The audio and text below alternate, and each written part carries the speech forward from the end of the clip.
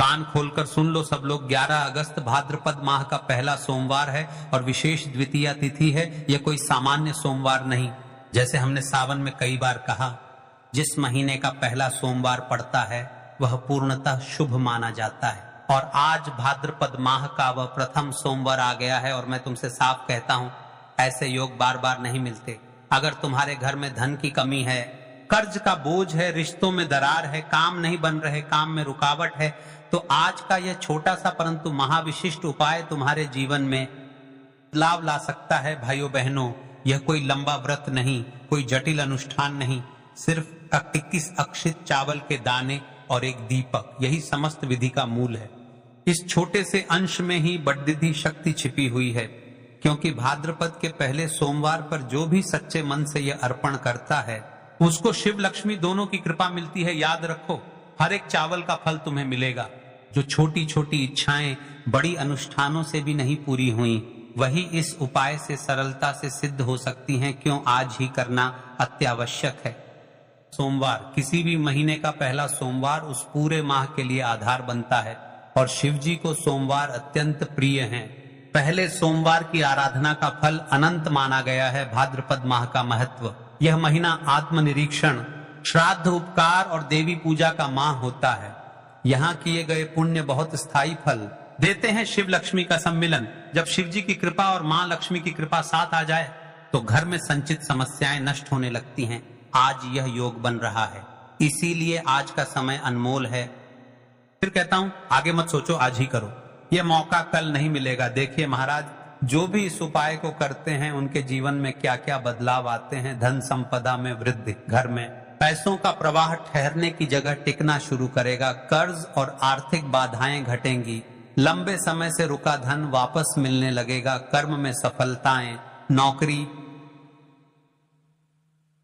व्यवसाय या व्यापार में जो अड़चनें थीं वे खुलेंगी, घर में सुख शांति, झगड़े कम होंगे, परिवार में मेलजोल बढ़ेगा, मनोकामनाएं पूर्ण होने की संभावना, विशेषकर वे इच्छाएं जो बार बार शिव और लक्ष्मी की स्थायी कृपा, घर में उनका स्थायी वास होने का आभास होगा। और मैं विश्वास से कहता हूं, यह असर धीरे धीरे नहीं, कई लोगों ने देखा है कि कुछ ही हफ्तों में सकारात्मक बदलाव आने लगते हैं। आज की कथा में पत्र आया है महाराज, जालिए इस पत्र से एक महिला की सच्ची कथा, रीना जी की कहानी।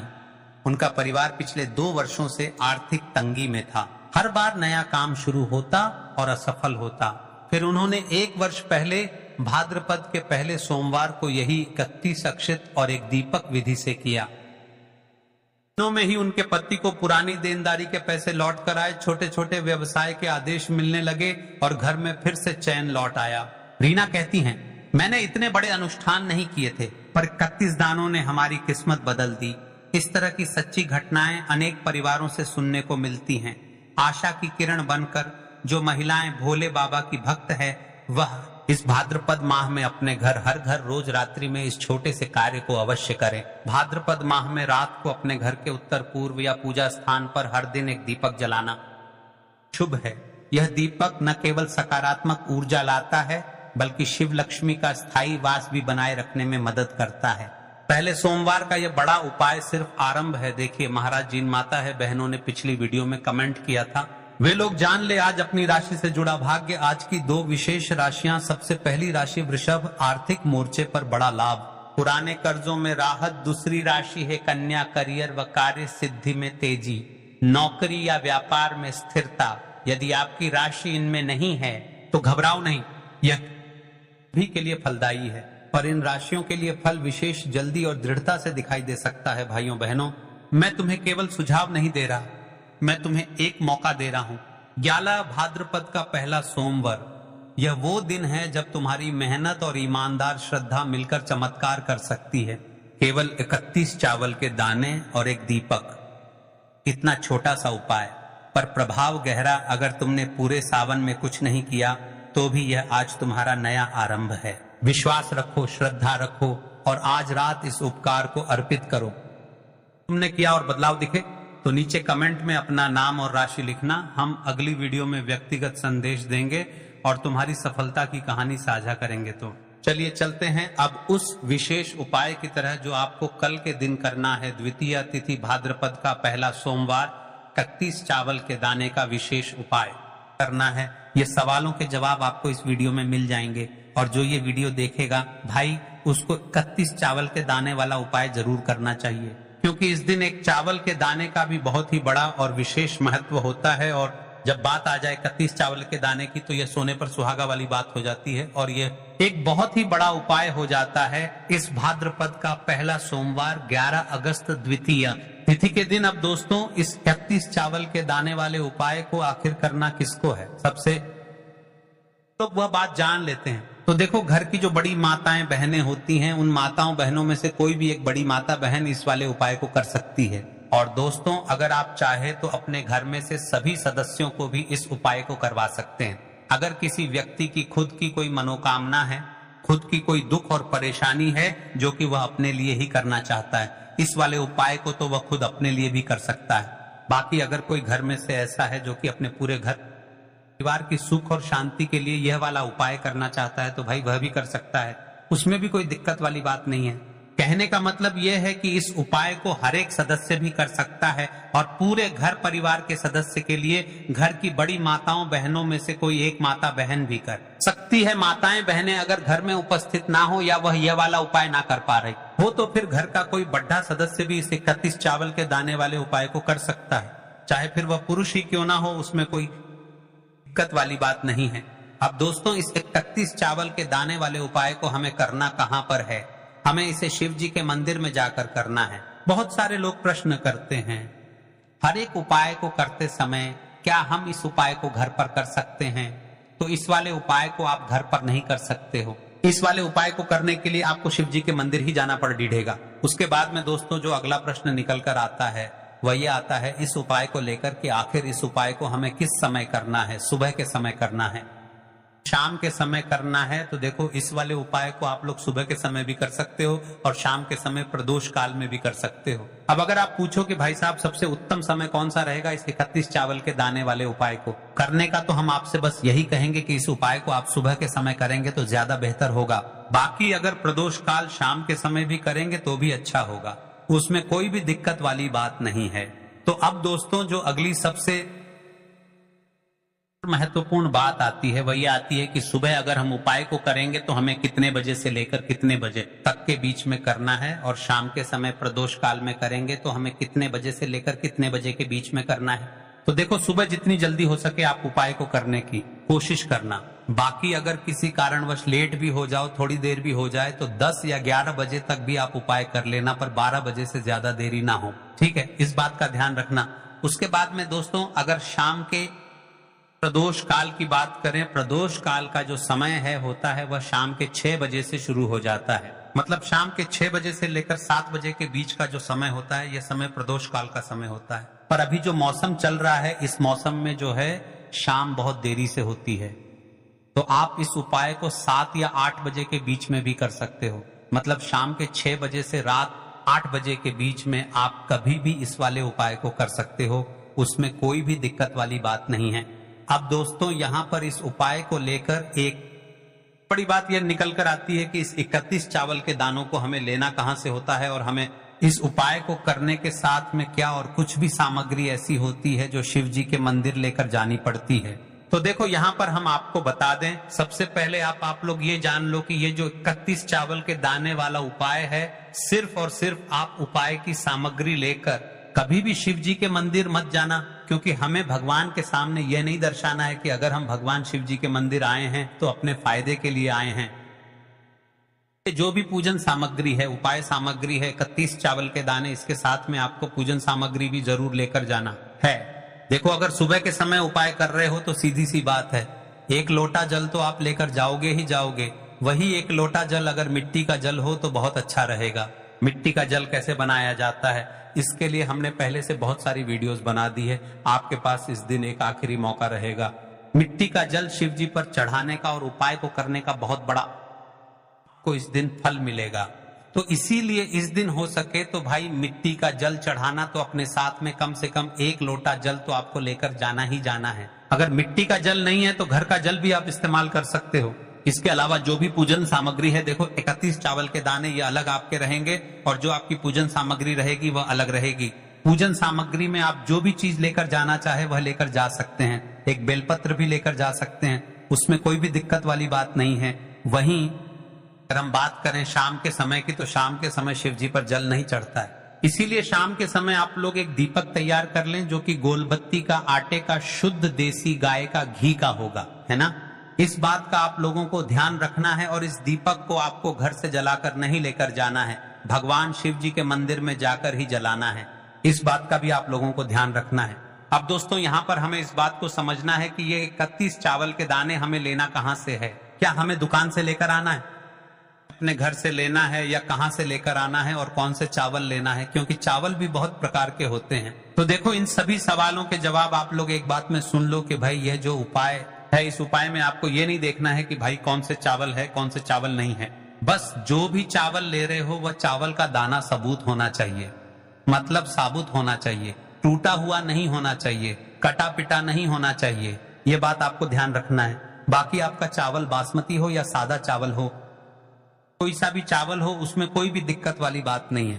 तो सीधी सी बात है कि आपके घर के रसोई घर में जहां पर आप भोजन बनाते हो, वहां पर जो भी चावल आपके उपस्थित हो, उन चावलों में से अपनी एक कटोरी भर लेना या एक मुट्ठी चावल अलग से निकाल कर रख लेना, क्योंकि हम 21 चावल ही यहाँ पर इस उपाय में लेने वाले हैं।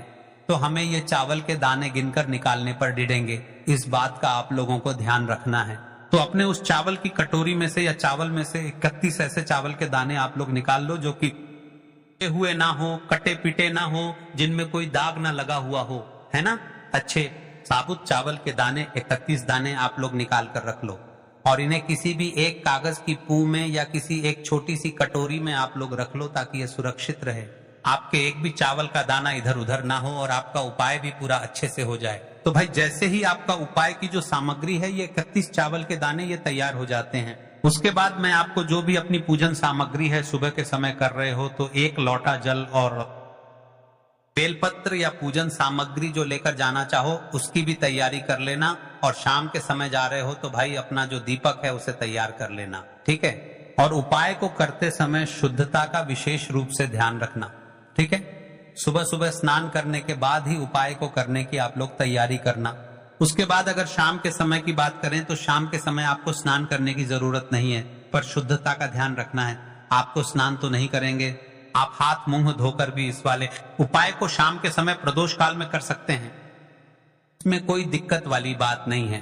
तो आप अपने उपाय की पूरी सामग्री तैयार करके आपके पास ही में जो आपका शिव मंदिर हो वहां पर पहुंच जाइए। सबसे पहले शिव मंदिर में जाकर आप लोगों को उपाय नहीं करना है, पहले भगवान के दर्शन करना है, भगवान से आशीर्वाद प्राप्त करना है, फिर शिव जी की शिवलिंग के पास में आना है। शिवलिंग के पास में आने के बाद आप जो पूजन सामग्री लेकर आए हुए हैं, जैसे कि सुबह गए हुए होंगे तो 1 लोटा जल और जो भी पूजन सामग्री लेकर आए हैं आप उनसे भगवान शिव जी की पूजन कीजिए। सबसे पहले तो 1 लोटा जल ही चढ़ेगा, फिर आपको एक बेलपत्र श्री शिवाय नमस्तुभ्यम का जाप करते हुए शिवलिंग पर चढ़ा देना है।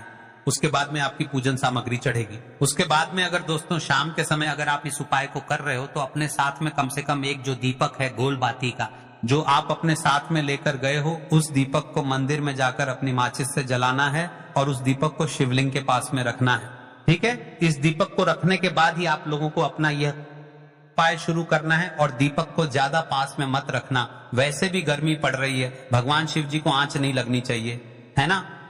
तो भाई जैसे ही आपकी पूजा अर्चना हो जाती है, आप भगवान शिव जी को प्रसन्न कर लेते हैं, उसके बाद में शिवलिंग के पास ही में आप कहीं पर बैठ जाइए, सामने या आसपास जिस जगह पर आपको बैठना हो वहां पर बैठ जाइए और अपने वह 31 चावल के दाने अपने सामने निकाल कर रख लीजिए, क्योंकि अब यहाँ पर उपाय को यहाँ पर करने की आपको तैयारी करना है।